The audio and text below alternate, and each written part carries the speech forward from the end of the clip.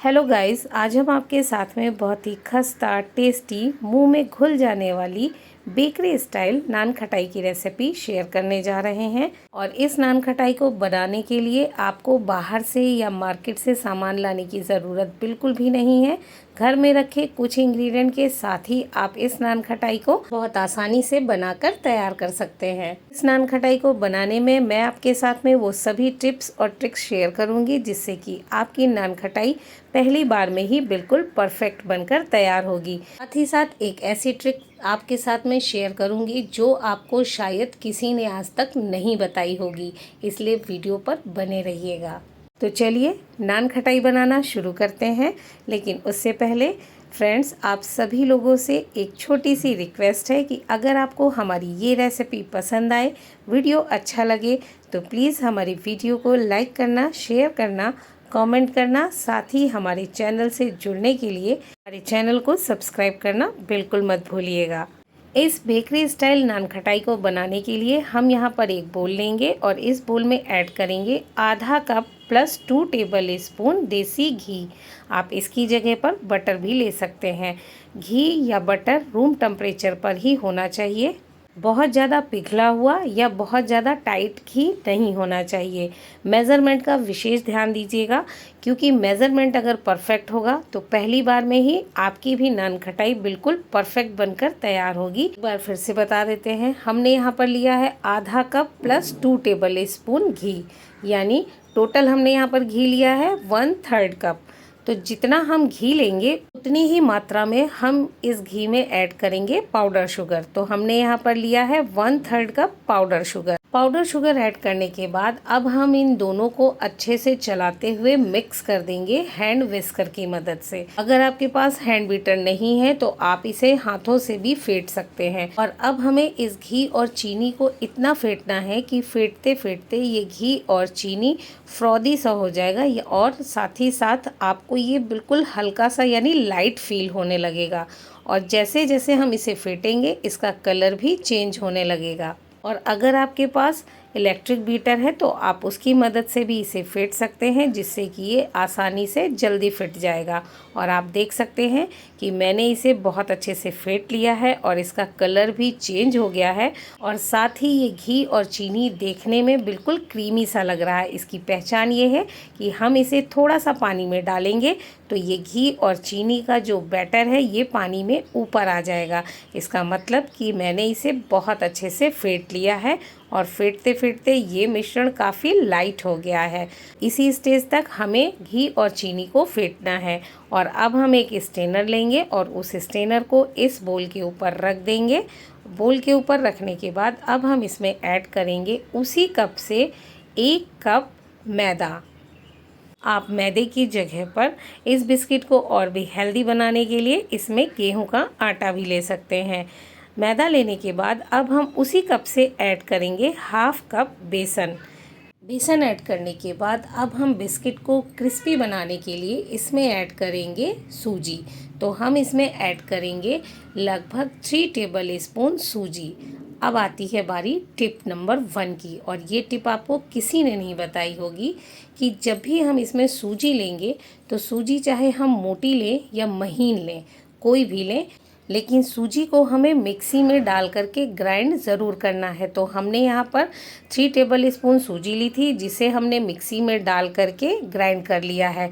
सूजी के साथ ही हमने 3 से 4 हरी इलायची भी डाल करके मिक्सी में ग्राइंड कर लिया है। अगर आपके पास इलायची पाउडर है तो आप उसे ऐड कर सकते हैं। इलायची पाउडर ज़रूर ऐड कीजिएगा, इससे नान खटाई का फ्लेवर बहुत अच्छा आता है। इंग्रेडिएंट को छानने के बाद अब हम इसमें ऐड करेंगे half table spoon vanilla essence. हमने यहाँ पर वाइट वाला वनीला एसेंस ऐड किया है। आपके पास जो वनीला एसेंस हो आप उसे ऐड कर सकते हैं। अगर आप वनीला एसेंस नहीं ऐड कर रहे हैं तो आप इसमें इलायची पाउडर की मात्रा बढ़ा दीजिए। साथ ही इसमें ऐड करेंगे half tea spoon baking powder. Baking powder add करने के बाद अब हम इसमें ऐड करेंगे half tea spoon baking soda. अब हम आपको बताते हैं कि सूजी को ग्राइंड नहीं करने पर क्या होता है और सूजी को ग्राइंड करने पर क्या फ़ायदा होता है। सूजी को ग्राइंड नहीं करने पर ये होता है कि जब नान खटाई बनकर तैयार होती है और जब हम उसे खाते हैं तो उसमें सूजी के जो दाने हैं वो खाते समय मुंह में पता चलते हैं और सूजी के दाने हार्ड हो जाते हैं, क्योंकि उन्हें फूलने के लिए कोई ऐसा इंग्रेडिएंट यानी दूध या पानी नहीं मिलता है और तब हमें नान खटाई खाने में बिल्कुल भी अच्छी नहीं लगती है। लेकिन जब हम सूजी को ग्राइंड करके ऐड करते हैं तो वो दाने काफ़ी छोटे हो जाते हैं और जब हम नान खटाई को खाते हैं तो वो खाते समय हमें दाने मुंह में एहसास नहीं होते हैं कि वो हार्ड हो गए हैं। इसीलिए हमेशा सूजी को ग्राइंड करके ही यूज़ कीजिए। साथ ही इसमें ऐड करेंगे 1 पिंच यानी बिल्कुल थोड़ा सा नमक ऐड करने के बाद अब हम इन सभी इंग्रेडिएंट को अच्छे से मिक्स करते हुए बाइंड कर देंगे।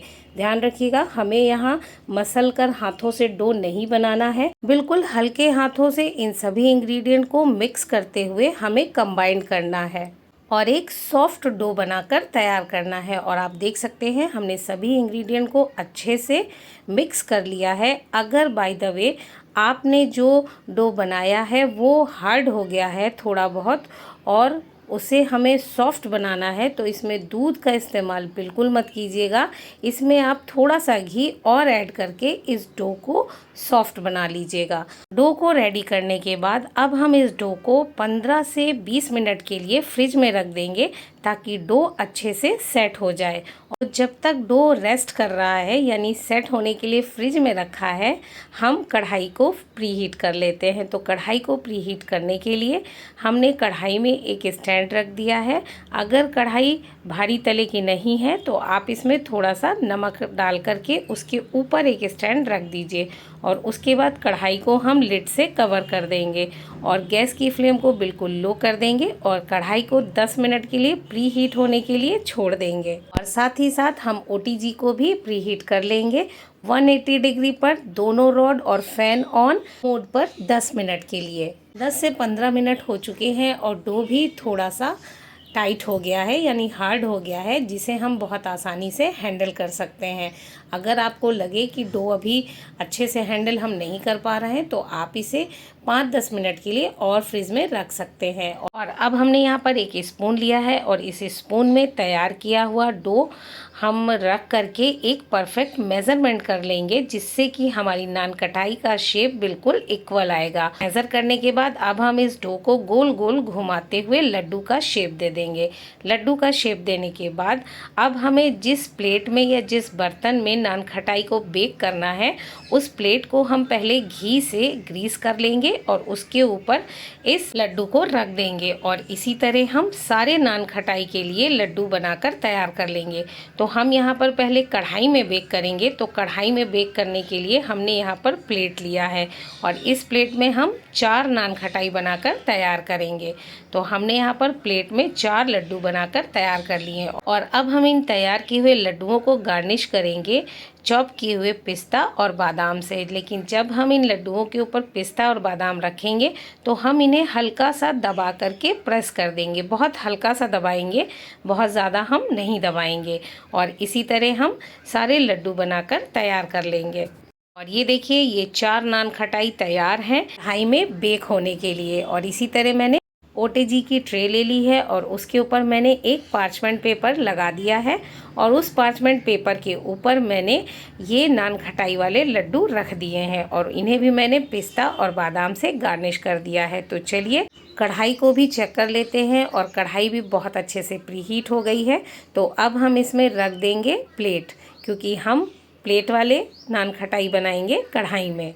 कढ़ाई में बेक होने के लिए नान खटाई रखने के बाद अब हम ओटीजी में भी नान खटाई को बेक होने के लिए रख देंगे। एक चीज़ आपने ध्यान दिया होगा कि प्लेट में जो लड्डू हमने रखे हैं उनके बीच में काफ़ी दूरी है, तो बस इसी हिसाब से आपको भी लड्डुओं को रखना है, क्योंकि जब ये बेक होंगे तो ये थोड़ा सा फ्लैट होंगे, जिसके लिए इन्हें स्पेस चाहिए। और अब हम इन्हें बेक करेंगे कम से कम 10 से 15 मिनट के लिए।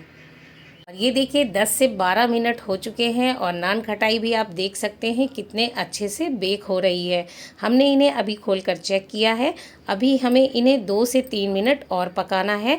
जब नान खटाई का कलर हल्का सा नीचे से चेंज होएगा, यानी हल्का सा ब्राउनिश दिखेगा, तब आप समझ लीजिए कि नान खटाई पककर तैयार हो गई हैं। तो चलिए अब हम कढ़ाई में भी चेक कर लेते हैं। और आप देख सकते हैं कढ़ाई में भी नान खटाई बहुत अच्छे से बन रही हैं। इन्हें भी अभी बेक होने में कम से कम 5 से 7 मिनट का समय और लगेगा। तो हम फिर से कढ़ाई को ढक देते हैं और इन्हें बेक होने के लिए छोड़ देते हैं। 15 मिनट हो चुके हैं और नान खटाई भी बहुत अच्छे से बेक हो चुकी है, इसीलिए मैंने ओटीजी से नान खटाई को बाहर निकाल लिया है। और आप देख सकते हैं कि नान खटाई कितने अच्छे से बेक हो गई हैं। साथ ही साथ आप नान खटाई के ऊपर जो क्रैक्स देख रहे हैं, यानी इसका मतलब ये है कि नान खटाई बिल्कुल परफेक्ट बनकर तैयार हुई हैं। इस पे क्रैक्स आने का संकेत यही है कि ये नान खटाई बिल्कुल परफेक्ट बेकरी स्टाइल बनकर तैयार हुई हैं। बिल्कुल ऐसी ही नान खटाई हमें बनानी है। आप यकीन नहीं मानेंगे, मैंने ये नान खटाई पहली बार बनाई है और बिल्कुल परफेक्ट टेस्ट में, टेक्सचर में ये नान खटाई बनकर तैयार हुई है। ये हम आपको ओटीजी वाली नान खटाई बिल्कुल पास से दिखा देते हैं। ये देखिए, कहीं से भी आप कह नहीं सकते हैं कलर में, टेक्सचर में कि ये नान खटाई बेकरी वाली नान खटाई से 1% भी कम है। बिल्कुल परफेक्ट ये नान खटाई बनकर तैयार हुई है। तो चलिए अब हम कढ़ाई वाली नान खटाई भी चेक कर लेते हैं। और ये देखिए कढ़ाई वाली नान खटाई भी बनकर तैयार हो गई है। आपको किनारों पर दिख रहा होगा कि ये हल्की सी ब्राउन हो गई है। इसका मतलब कि ये भी बहुत अच्छे से बेक हो चुकी है। तो अब हम इस कढ़ाई वाली नान खटाई को भी कढ़ाई से बाहर निकाल लेंगे और गैस को ऑफ कर देंगे। और अब हम इन्हें बिल्कुल ठंडा होने के लिए छोड़ देंगे।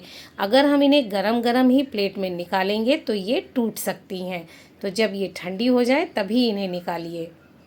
कढ़ाई में बनी हुई नान खटाई और ओटीजी में बनी हुई नान खटाई में आपको फ़र्क समझ में शायद आ गया होगा।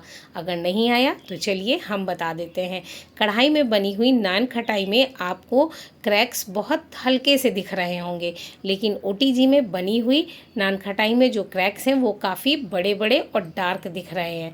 चलिए हम आपको इसे पास से भी दिखा देते हैं, क्योंकि ये अभी गर्म है इसीलिए अभी ये नहीं निकल रही हैं। ये नान खटाई ठंडी हो जाए तो इन्हें आप इस स्पैटुला की मदद से निकालिएगा, ये बहुत आसानी से निकल आएंगी। तो चलिए अब हम आपको इन्हें भी पास से दिखा देते हैं कि कढ़ाई वाली ये नान खटाई बनकर कैसी तैयार हुई है। और ये देखिए, आप कढ़ाई वाली नान खटाई को भी देख सकते हैं, बिल्कुल परफेक्ट बनकर तैयार हुई है। टेस्ट और टेक्सचर में बिल्कुल भी फ़र्क नहीं आएगा ओटीजी और कढ़ाई वाली नान खटाई में। यहाँ जल्दबाजी में एक नान खटाई गरम गरम ही उठा ली थी, यानी निकाली थी प्लेट से, और आप देख सकते हैं कि वो नीचे से टूट गई है। इसीलिए मैंने आपसे कहा कि जब नान खटाई बिल्कुल ठंडी हो जाए तभी आप इसे प्लेट से बाहर निकालिएगा। और आप देख सकते हैं ठंडी होने के बाद ये नान खटाई कितनी सुंदर दिख रही हैं, बिल्कुल बेकरी स्टाइल, या जो आप मार्केट से नान खटाई लाते हैं उससे भी कहीं ज़्यादा अच्छी और टेस्टी आप नान खटाई घर पर बनाकर तैयार कर सकते हैं। और देखने में कितनी सुंदर दिख रही हैं। मेरे घर में तो ये नान खटाई सबको बहुत पसंद आई। मेरे बच्चों ने कहा कि मम्मा अब बिस्किट और कुकीज़ आप बाहर से मत मंगवाइएगा, आप नान खटाई घर पर हमारे लिए बना दीजिएगा। वाकई बहुत टेस्टी बनकर तैयार हुई हैं। इस प्लेट में मैंने दोनों नान खटाई रखी है, यानी मैंने इसमें कढ़ाई वाली और ओटीजी वाली दोनों रखी है, और दोनों में आपको कोई ज़्यादा फ़र्क नहीं नज़र आ रहा होगा। सिर्फ इतना फ़र्क नज़र आ रहा है कि इसमें जिसमें क्रैक्स बड़े बड़े हैं वो ओटीजी में है, और जिसमें क्रैक्स बहुत छोटे और महीन हैं वो कढ़ाई में बेक की हुई हैं। और दोनों का कलर, टेक्सचर और टेस्ट बिल्कुल परफेक्ट है, बिल्कुल बेकरी वाली नान खटाई की तरह।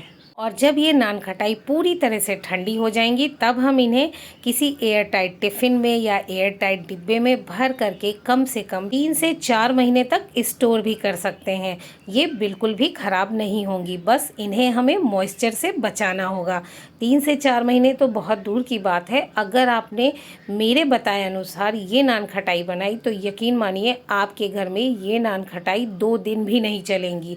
2 दिन में ही बच्चे हों या बड़े हों इन्हें खा करके फिनिश कर देंगे। क्योंकि ये नान खटाई वाकई बनी इतनी टेस्टी है कि वो अपने आप को रोक ही नहीं पाएंगे। और ये देखिए हमने इन नान खटाई को एक एयर टाइट टिफ़िन में रख दिया है। चलिए अब हम आपको ये नान खटाई एक तोड़ कर भी दिखा देते हैं ताकि आप इन नान खटाई का टेक्सचर अंदर से भी देख लें।